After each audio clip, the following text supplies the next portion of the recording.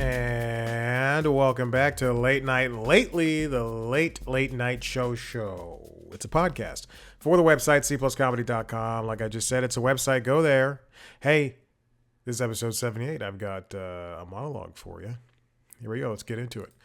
Zohran Mamdani won the election to be New York's next mayor, defeating Andrew Cuomo and G.I. Joe villain Curtis Sliwa, who was quoted as saying to the heavens, "Curse you, Zohran! I'll defeat you yet." I wish I had a picture of Curtis Sliwa's hat so that you know what I'm talking about.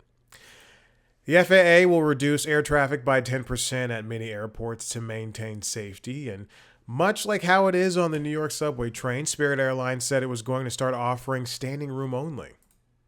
And then there's a picture of the chairs. Let's take it away. So stupid. I ruined all my jokes. After 39 years in Congress, Nancy Pelosi said she plans to retire in 2027, making her the hottest MILF in Congress. This week, Japan deployed the military to counter a surge in bear attacks. First, it was the honey, then it was the picnic baskets. This is exactly what happens when we're so lax on anthropomorphic animals. And finally, Warner Brothers announced the studio is currently working on a third Gremlins movie. Unfortunately, they're going to have to recast Gizmo because he's pretty busy right now. It's JD Vance if you're listening to the audio-only version. All right, that's all the jokes I have for you today. Let's get on with the show. This week in late night, it has been pretty busy. As I keep mentioning, that we are hurtling towards Oscar season. The Grammys nominations were just announced, so we will see people essentially more or less promoting themselves when it comes to that later this winter. And this happens every single year. We are in that state of mind. For the Tonight Show, and keep that in mind because there were a lot of people that appeared on late night shows this week. Yeah, there were a lot of people that appeared this week. For the Tonight Show, Jimmy had the very exclusive job of announcing People's Sexiest Man Alive, and it was Jonathan Bailey, which seems like a win. You know, he's a queer man, so it's great, and it fits in with the theme of Wicked. And then I saw a press release today from NBC talking about how there's going to be for the Tonight Show, the week of the release of Wicked for Good, there's going to be basically Wicked themed things and guests appearing on the Tonight Show. And I just went, maybe a little bit of collusion. The day after they aired the Wicked primetime concert special on NBC. Additionally, the winner of the On Brand with Jimmy Fallon, that competition show that he hosted with, I can't pull the woman's name, but you know what? More power to them. I don't care anymore. I'm not mad at anything Jimmy Fallon does. A lot of people are. Don't know why. Get a life. But she was on there. Her name is Bianca Fernandez. She's very attractive. Turns out she's like fucking 18. Jimmy Carr also appeared. Rami Malek was there. Rachel Sennett, Julius Randle, Nick Murphy did some stand-up. Jennifer Lawrence was there for a little bit. Tom Felton. Daniel Caesar performed. Sarah Snook. Mikey Day. Kyle Larson. And also Oscar Isaac and Jacob Elordi. And Young Miko performed. It just seems like it was a week for guests that I don't really care for, except for Mikey Day and Rami Malek. I guess I like Jennifer Lawrence. She's fine. Oh, and I'm With Her also performed. I skipped over that for some reason. And then on, what's it called? Late Night with Seth Meyers. He had a very funny week, as always. I love that Seth Meyers. Nikki Glazer was there. Matthew McFadden, continuing off of the Succession trip with Sarah Snook.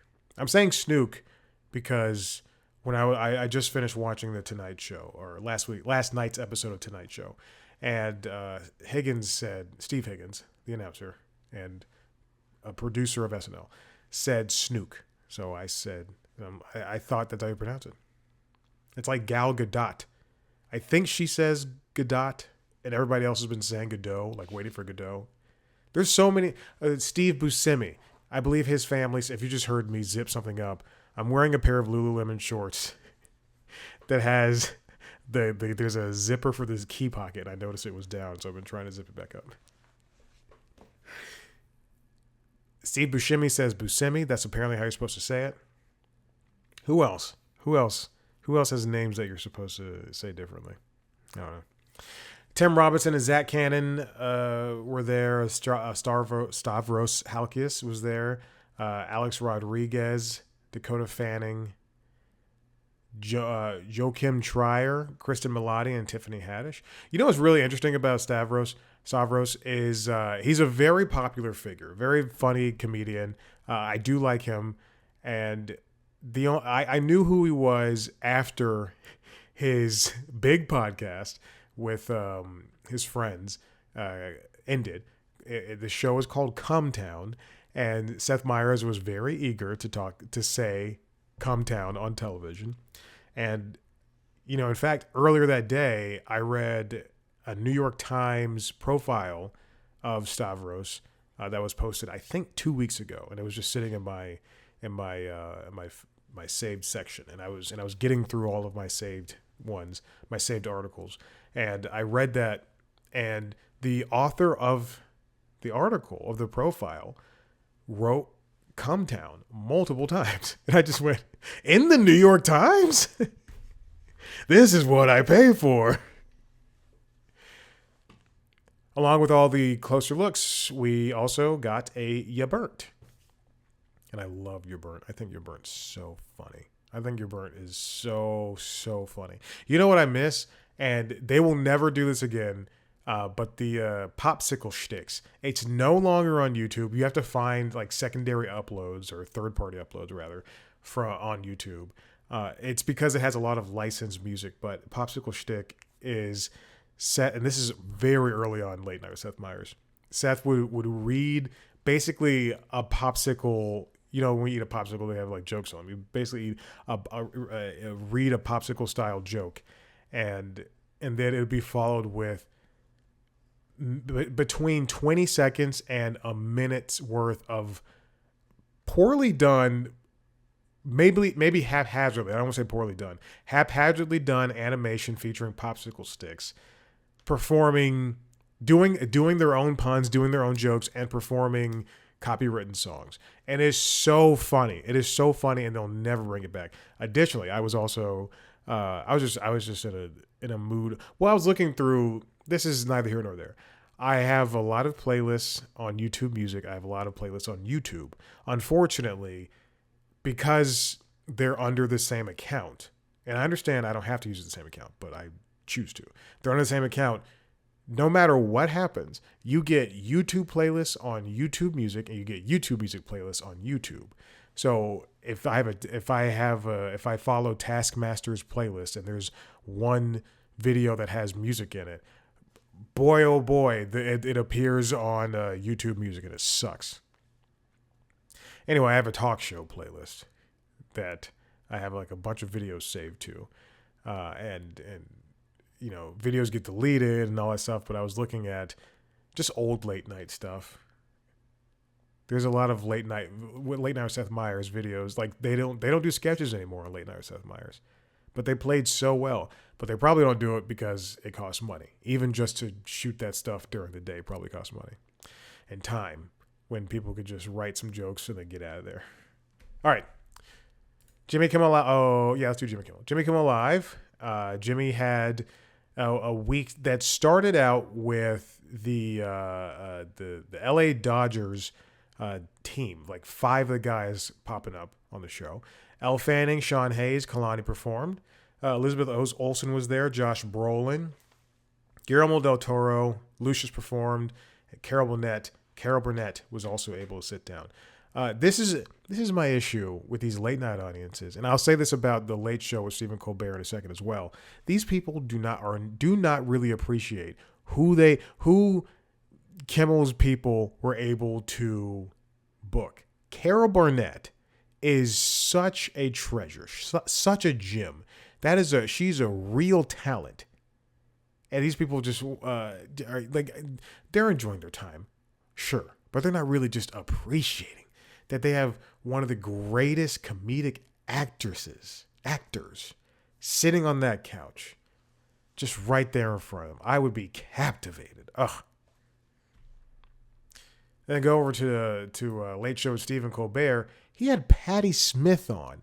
If Patti Smith is on the Late Show with Stephen Colbert and Robert Plant, I mean, yes, they're for Robert Plant, at least at this point in time, his both parts of his interview are at 694,000 views and 171,000 views.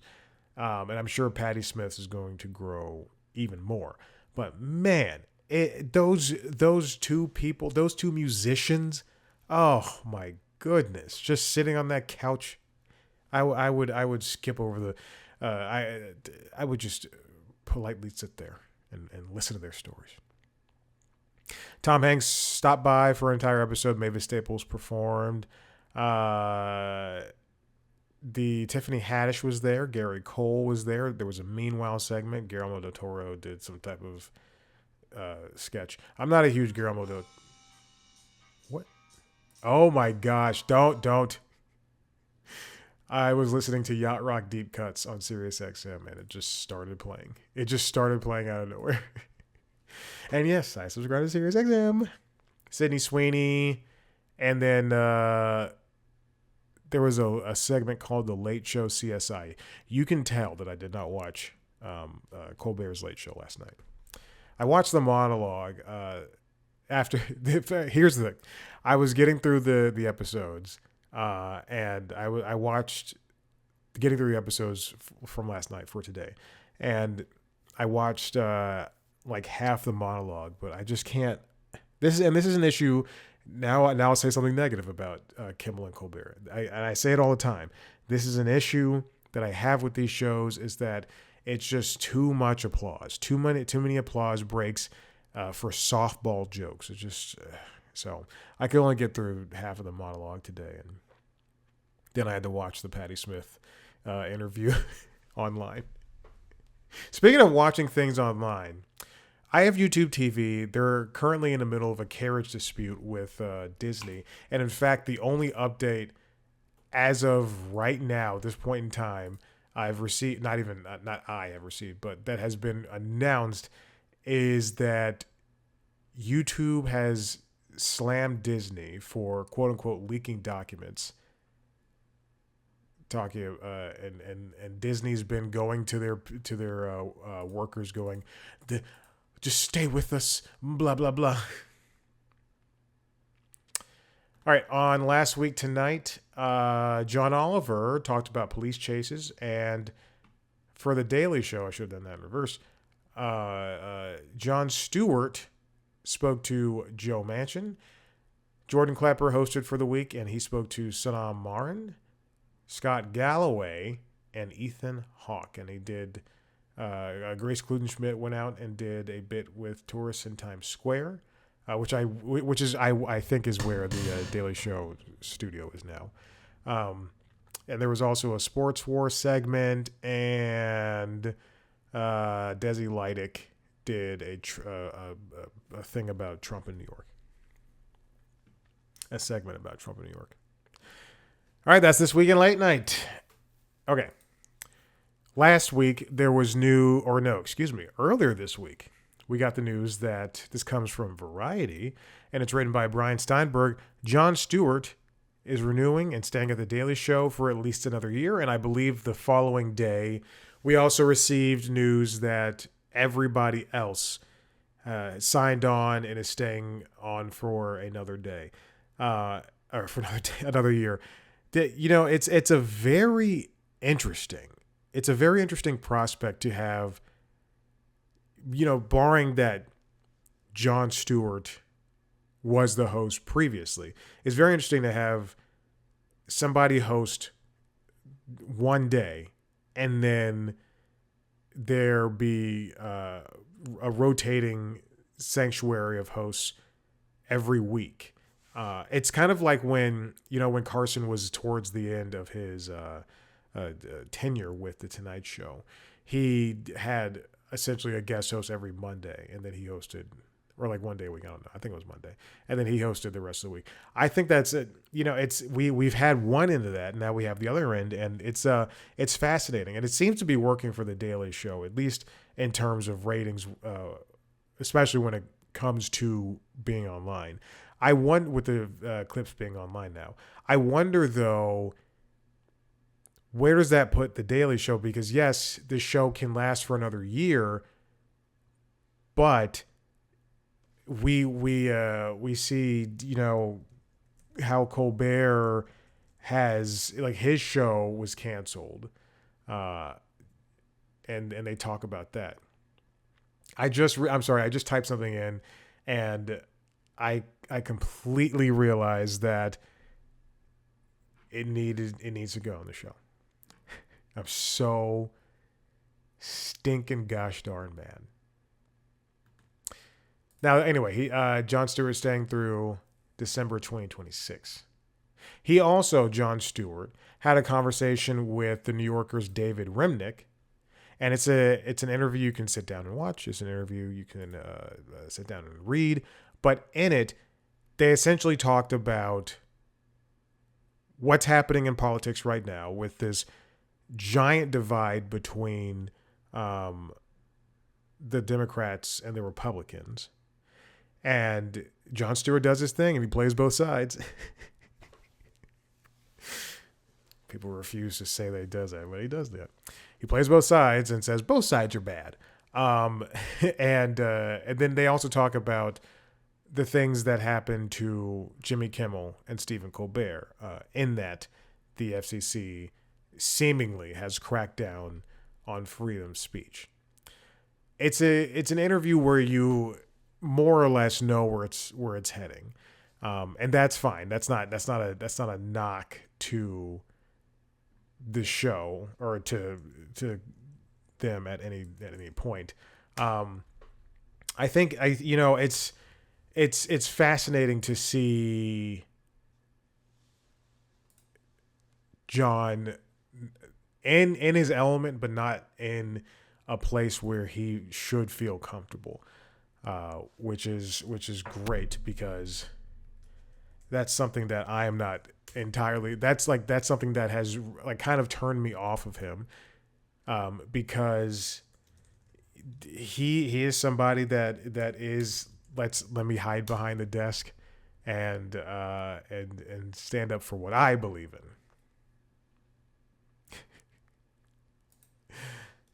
Okay. Sorry, I'm also trying to pull out this Stephen Colbert interview, which is unfortunate that I literally just remembered at the last second. What in the world is going on? Copy. Okay. Now, I talked about Stewart and Remnick talked about freedom of speech and censorship and things of that along the lines of that for political comedy. And besides the cynicism and Stewart being that person that he is, the cynical person that he is, he also wages for hope among the world and the populace, which is great. But I don't know if this is going to be something that can be forgotten. All the things that are happening right now in the world, or is that something that we can get past? Because he does mention, people like Joe Rogan who are on the right saying that the left needs to fight better. In some aspects, I hate to say, I don't want to be cliche when I say the words. I hate to say this, but Joe Rogan is a little bit correct. There needs to stop being this passivity. Passivity, yes, when it comes to it. Now, the Colbert interview, which comes from GQ, written by Zach Barron, I'm on a website. I'm on GQ, sort of. I had to get past the paywall. so I won't be showing it. Stephen Colbert on the End of the Late Show is written by Zach Barron. It's an exit interview of sorts. I think we're a little early on this, but given that this is Colbert's final fall with the show, then sure. Colbert talks about what the positive aspect of losing this show is going to have on him and his psyche, saying that he's thankful for the show and that he's able to not have to work in political comedy for so long.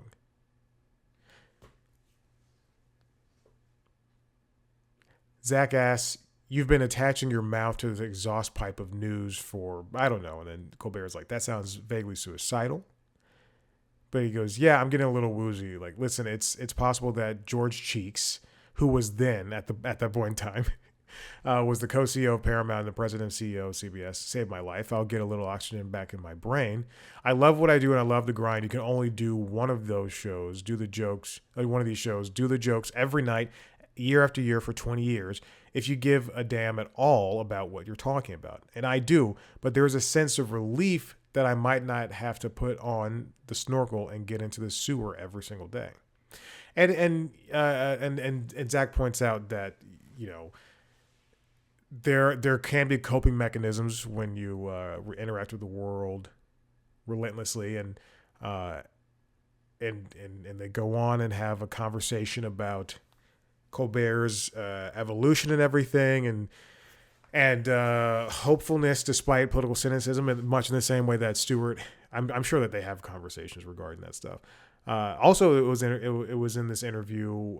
This is a piece of news that obviously, if you know Stephen Colbert from any real conversation he's had, then and that is all of the Late Show, then you know that he is a man of faith, and he says that people would probably be surprised. Hold on, let me get the exact quote because I don't want to butcher this. He says, and the demographics of the shows are interesting too. It's about a third. It's about a third Republicans, a third Democrats, and a third independents. People perceive me as this sort of lefty figure. I think I'm more conservative than people think. I just happen to be talking about a government in extremis. And so what I'm giving you is my reaction video to that day. Which is true. Like I think people come to these late night shows, and this is a part in the reason, the issue I have with audiences at any late night show, at shows like Saturday Night Live, at shows like Seth Meyers, at shows like Fallon, at shows like Colbert's. People glom themselves onto who they feel more relatable towards, and I'm sure that happens with fans of Gutfeld as well. These people, for some reason, they can't get up from their couches and they leave Gutfeld on. They leave Fox News on, and Gutfeld's on at 10 p.m. and they watch it. And whether they like him or not, they agree with him, and that's all that matters. Again, you don't have to agree with everything. I don't know if I said that, but you don't have to agree with everything. You don't have to enjoy everything. I still watch The Daily Show, even though I think Jon Stewart's kind of a pompous tool. I still watch Jimmy Kimmel Live, even though I don't know if he hires people of color besides Guillermo. Same thing with Stephen Colbert. The reason I say that is because when you feature so much of your workplace, or when you win an award and you invite people up on stage and there's no colored person, come on, then that's an issue. And this is why I urge people to get news from many sources and don't watch late night shows for news. So often do you read on the internet, "I only get my news from The Daily Show. I only get my news from Colbert." That's such a stupid way to look at things. And then to assume that you agree with everything that person thinks. Sure, Jimmy Kimmel is a Democrat, but he's also rich. He probably does not agree with a lot of stuff that you agree with. Just because he wants better health care because he's gone through problems involving his son when his son was younger, Billy. or, he believes in women's rights. It doesn't mean he agrees on other stuff.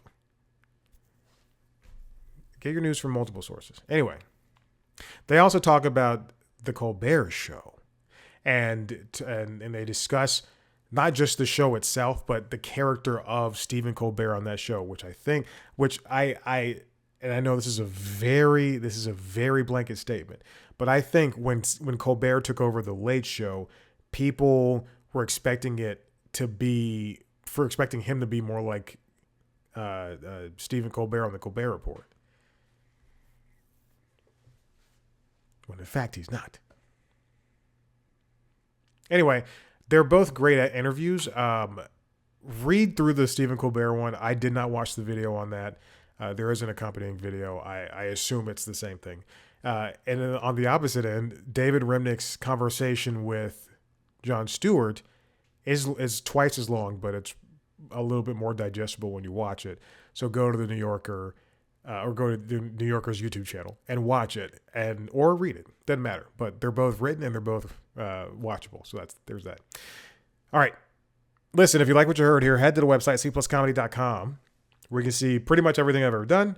If you want to see a video version of this show, go to youtube.com/cpluscomedy, where you can see a video version of the other shows, LinkedIn Logs, which is a jobs podcast, and The Constitutionals, which is the entertainment business news podcast. You can also check out the interviews where I sit down and talk to B-list and C-list and sometimes A-list celebrities about their projects. Subscribe to those shows wherever you get your podcasts. Follow us on social media, Blue Sky, Instagram, and TikTok @C+Comedy. Me on those platforms @ChadBlackWhite. See you next time. Bye.